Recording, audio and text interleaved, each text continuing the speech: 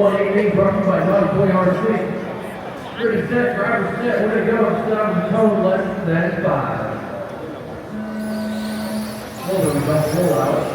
咁晨咁早嚟到聖 Catherine 就睇乜嘢呢？嗱，見到我身後邊呢一個遙控車場啦，咁呢個其實就係 Canadian On-Road National 啦，咁即係乜嘢呢？即係遙控車界嘅比賽。咁佢同真嘅賽車就大同小異嘅喎，一樣分排位賽啦，一樣有汽車唔同嘅規格啦，同埋話就話 Canadian 啫喎，仲有好多世界各地唔同嘅車手啦，喺出邊我見到有美國啊，來自歐洲嘅車手，一樣都有喎，一齊帶大家睇下。嗱，咁近距離睇下啲遙控車先啦。咁啊，比賽咧都有分好多個組別嘅喎。例如而家見到嘅 Touring Car 啦，即係房車啦，咁有 FWD 啦，即係前驅啦 ，NASCAR 啦，Formula One 咁嘅樣啦，GT12啦都有嘅喎。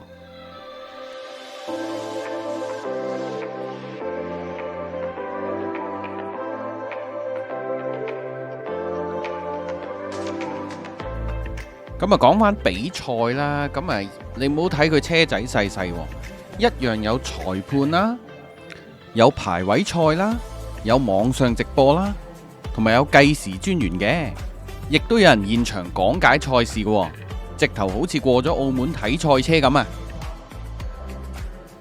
嗱，咁嗰啲車手呢，就會全部企晒喺呢一個高台啦，即係一個高少少嘅位嗰度。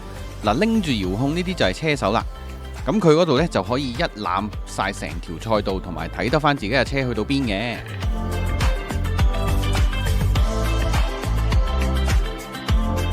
咁其實車速咁快究竟會唔會有意外嘅呢？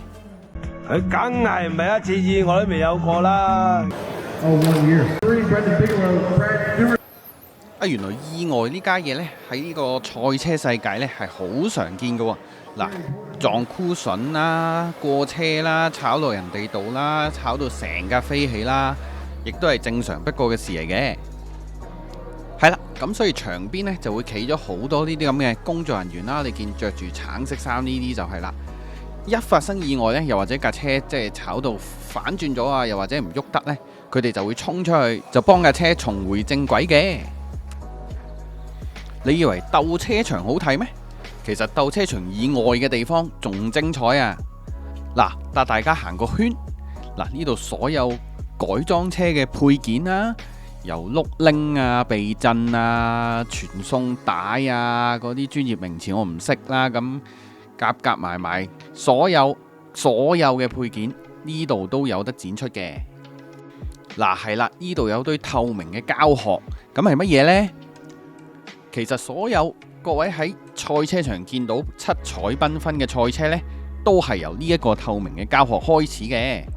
咁呢，佢就係一個軟殼嚟嘅，即係軟賴賴。各位可以想象到，好似我哋例如出去買外賣嘅外賣兜咁樣啦，然後上色，然後再擺落個車架度嘅。咁所以頭先各位見到出現咗唔同嘅意外呢，其實就不是太大問題嘅，因為賽車都會成日有意外。咁佢哋個殼係軟賴賴嘅。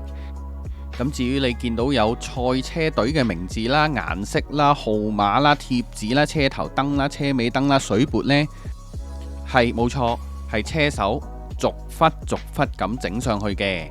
你話需要時間同心機，係擺咗幾多落去呢？係啊，仲未睇完啊！咁仲有獨立嘅賽車維修部啦，喺度調校避震啊！你睇下佢幾認真。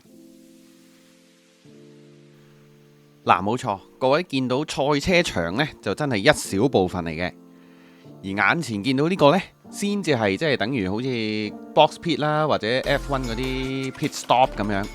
每個唔同嘅車隊有自己嘅維修員啦，有自己一套嘅架撐啦，你睇下有電腦 tune 車啦，有自己一套嘅工具啦。你以為玩遙控車好似玩玩具咁樣啊？其實係需要好多時間同心機去 tune 架車噶。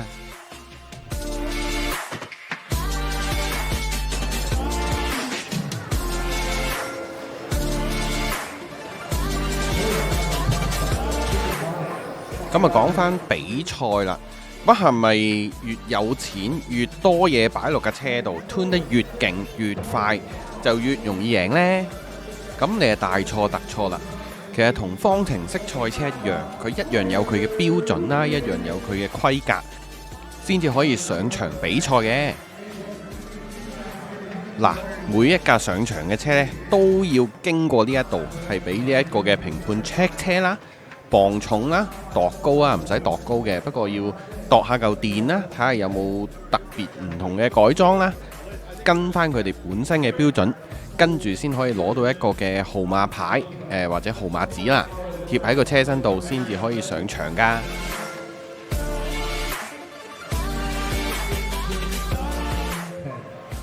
睇到呢度，係咪發現其實遙控車唔係淨係遙控車或者玩具咁簡單呢？由車殼、車身、調校，以至貼紙啊，所有油漆啊咁，除咗金錢之外呢，仲要付出好多心機啦、時間啦，先至可以完成呢一件事嘅。由零開始，直到今時今日可以上賽道、上賽車場同人哋砌車嘅話，都係一個好漫長嘅旅程嚟㗎。唔知有冇觀眾睇到呢度，想入坑、想試下玩下呢？歡迎留言話俾我哋知啊！